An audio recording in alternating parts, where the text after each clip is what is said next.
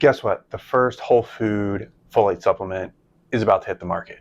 Standard Process just created the first whole food folate supplement with vegan B12 supplementation as well. So this is kind of a big deal. Up to 40% of the population cannot use folic acid and convert it properly or at the correct speed into the forms needed in the body. This can lead to a backup of the folic acid in the body. This can lead to brain fog, increased homocysteine levels. It's a blood test that checks levels of a substance that can impact cardiovascular health. So it's kind of important. The ability to get this whole food folate into the body and bypass some of these systems that can slow down and cause this backup are really critical. So when these things start to back up in the body, you can get some cognitive decline, some concentration issues.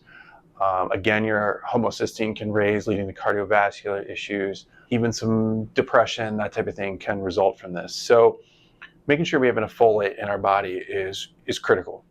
Now we can get folate from our foods, just a lot of people don't eat enough of the foods. Those foods that you can get it from are things like spinach, especially when it's boiled. You can get up to like 60% of your daily value from some boiled spinach. Brussels sprouts and asparagus, those things can give you up to about 20% of your daily value. So I'm going to guess that most of you aren't eating those things, so supplementation is probably a good option. Getting this folate into the body from a whole food source is critical because it comes into a cycle. And we're not going to get into all the crazy biochemistry of all this, but it comes into the cycle and it enters into multiple different areas, and it allows your body not to get overloaded in any one process, leading to what's called methylation. Now, methylation is used for a wide variety of things. Again, we're not going to get into that. People who have that MTHFR SNP or genetic mutation can't methylate things well. And folic acid, the synthetic form, has to be methylated, etc., to create these other processes. So this is a big step.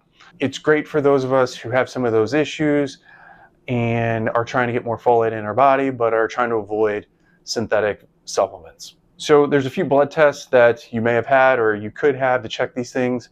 So you have the red blood cell count. That's just kind of part of your typical thing. You might see an increased size of your red blood cells. You're going to see a folate level in your red blood cell. It's red blood cell folate test.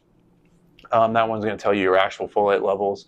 And then there's an MMA test and also your homocysteine. Now, when you mix those two together, that can help you determine if you are deficient in folate or folic acid or both. So using those two together. So there's lots of different ways to kind of test for this and see if you need folate. But making sure to get the whole food sources in your diet are the number one thing. Try not to deplete it with things like alcohol, oral contraceptives, other medications can also deplete it. And then, if you need supplementation to help support the diet a little bit, this whole food folate with the B12 from a whole food vegan source rather than synthetic is a great way to do that.